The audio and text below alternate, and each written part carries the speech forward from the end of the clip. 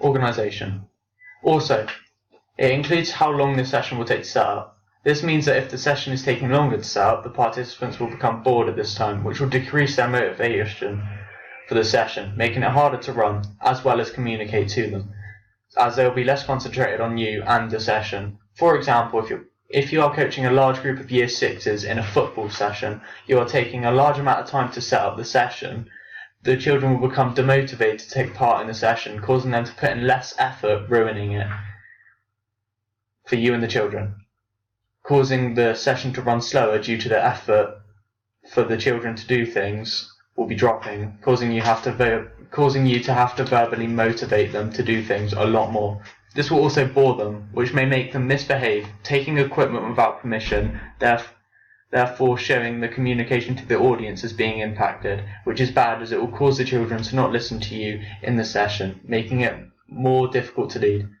Therefore, organisation is important into a session to allow it to run the best of its ability, as it allows it to be pre-planned, as well as you being able to prepare for any different factors, such as lack of people or disability. Communication. A coach should always aim for the highest standard of communication to their audience. This is important to the coach's abilities, as it allows them to be able to control their audience.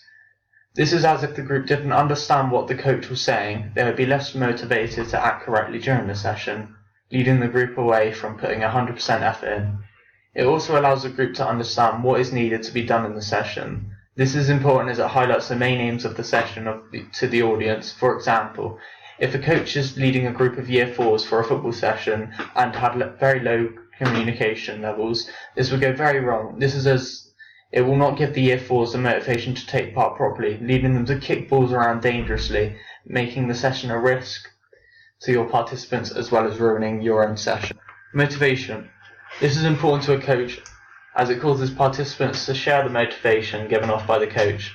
During an attempt to motivate an individual, a really good way of carrying this out is with feedback, which can vary across skill levels. When attempting to motivate a newcomer, give them positive feedback to boost their mindset and drive them forward with motivation, as it will give them a feeling of success, which they will want to achieve again.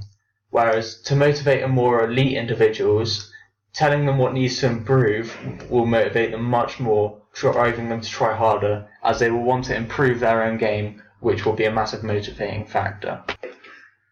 Safety of the session is extremely important to the coach, as it lowers the chance that the individual will be injured. This is important to the coach as everybody included in their session is a part of the coach's responsibility, meaning the coach must always keep them as safe as possible. One big factor to this is the environment of the area. For example, if the coach was leading a netball session in the sports hall, but the floor was recently cleaned, the athletes would have a higher chance of slipping due to the nature of the game. This means a coach would likely want to lead the session in a different area to maximise the safety of the session and stop the athletes having more of a chance of slipping.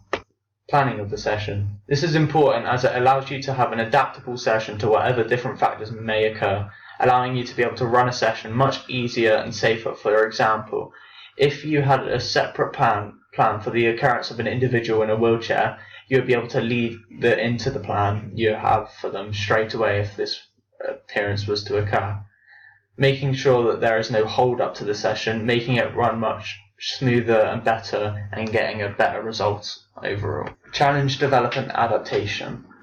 For example, if a football coach was trying to teach a group of under 11s the importance of passing, they would likely have to create a game scenario where their team in possession would have to pass a certain amount of times before taking the shot. This would improve their thought process during a competitive scenario, making them think more about passing. If the coach wanted to work on fitness during this as well, they could simply adapt the session by expanding the pitch, making it much more distance to run, improving cardiovascular fitness. With the passing game that they are playing, this will improve their performance overall, as it's teaching them to utilise a newer, more important skill by challenging, developing and adapting the session. A positive attitude. This is majorly beneficial to a coach, as if a coach has a positive attitude, the attitude is often shared by the participants of the session as well. This allows a session to be run with a much better attitude from the audience, making them much more motivated to take part, as well as making them put in more effort. For example, if a coach was leading a group of Year 4s in a cricket session, they would be much less motivated if the coach appeared to be dull and boring, as they feel the coach isn't motivated to teach them, so they will not be motivated to take part. If the coach came across positive and motivated, they feel the positive attitude will come across to the students as well, making it important as it will motivate them to put effort into the coach's session. Problem-solving skills. This is important as it allows you to overcome any factor that could potentially affect your session and its fluency. For example, if you had planned a session for 22 people, including a 25-minute game at the end, but when it comes to the session, 8 of them haven't turned up, you could apply problem-solving skills to make the session a 7-a-side game, and also make the pitch smaller due to the loss of players in the session, making the game more adapted to a 7 people a side rather 11 people. This is important. Positive role model. This is important as it will allow you to group, as it will show the group that you have what it is expecting of them. Like language and behaviour. If the coach ended up being a bad role model, it would impact the group, causing an overall session, impacting the overall session as well. This is as the group would copy their bad behaviour and bad language. This would cause the coach to have a much harder time, as the group would be harder to control, making the session more difficult to lead, making the coach as well as the group demotivated. DBS, disclosure and barring service. This is required for people who wish to / are working with children, and they have to complete this. This checks the history of the coach, checking for criminal records and other convictions. This may see them unfit to work with children. This is reviewed by a DBS service who will tell you if you are fit to work with the children or if you are not due to previous issues. This DBS confirms whether the coach can be trusted with the children, if they are reliable and responsible to have the responsibility and role to care for them and protect the children's safety during the time they are coaching them. This has major importance to a coach as it is required to be able to coach any children at all. Therefore, it must be completed by a coach to allow them to do this. When examining the area that will be used for the session, the coach must identify risks. It must be fixed, removed straight away, this includes equipment and environment. If the environment is unsafe, the coach should switch area that they are carrying out the session to keep their participants safe. If a piece of equipment is at risk of damaging an athlete, it must be replaced straight away to stop it damaging the athlete. Safeguarding. All coaches that take part in past working with children must have all coaches that want to take part in working with children must have the right safeguarding techniques and the responsibility in acting as a supervisor for the children, including protection from injury and danger. Safeguarding also relates to personal situations, such as the coach finding hints of abuse at home. They would need to take action and inform social services, or even such as healthcare, if they are showing symptoms of a disease, such as, let's say, arthritis in an older person session. This must be reported to a GP straight away. This is important as it maintains the well-being of the people you are working with, allowing you to care for them much more and potentially improving their life for the future. Feedback. Feedback is the opinion of how an athlete has performed during a set task. This is usually given to either trigger the sensation of success or highlight areas which need to be improved to the athlete. This therefore states that you will want to receive positive feedback from your coach, but also some negative feedback can be helpful to you as it will help you improve. Understanding where you've gone wrong. This is widely used among elite athletes. One mistake widely made by coaches is giving too much negative feedback to the player. This can put the player off, demotivating them as it feels they have been told off massively. When delivering feedback, the coach must use the right timing, as it can massively impact the meaning of it. Or if they jump straight to negative, it might put the player down. But if the player is given positive feedback along with negative feedback, it will allow them to be motivated, as they will listen to what they have done right, giving them the feeling of success, as well as giving them the desire to improve what they have done right. Goal setting. is highlighting what you desire to complete and setting a set plan to carry out this and achieve these desired results. When the coach is setting a goal for players, it must be specific to what they are working on during the session. There are different types of goals a coach can make and give. One type is a primary goal. This is where the athlete focuses on one goal and makes a large effort to complete it. There is a competitive goals, and this is where the player works towards a goal by the end of a competition. There are also short, long, and future development goals, which are all set over certain period times, clearly stated by their names. So short terms will be short timings, long term will be long timing, and future development will be making yourself better in the future. The only thing with all of these is they need to be realistic and related to the goal set.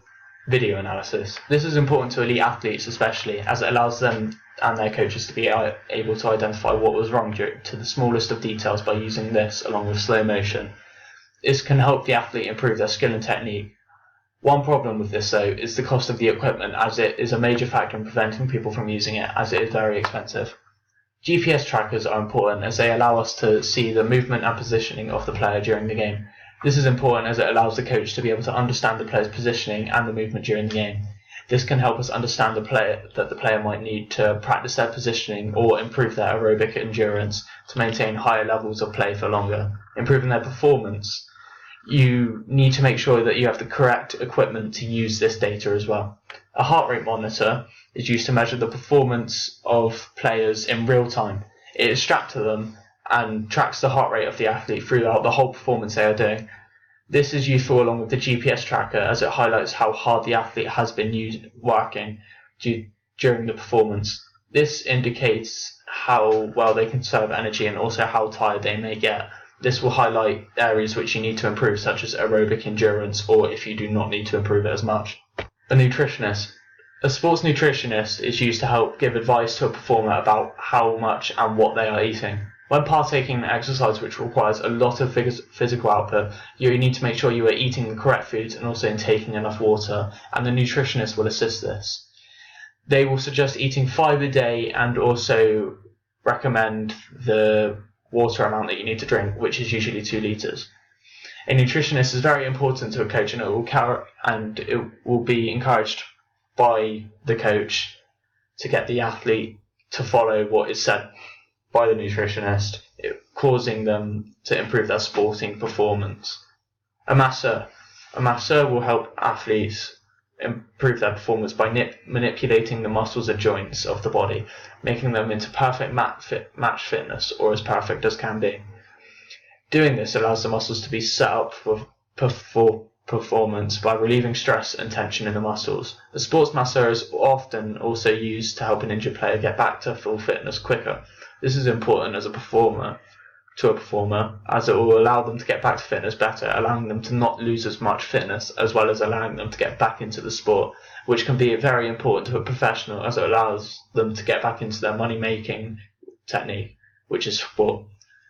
Also, it helps prevent injury by manipulating the soft tissue of the muscle/body, preventing the injury of the performer, as well as allowing them to play more and improve the sporting output of the muscles, improving the sporting performance overall.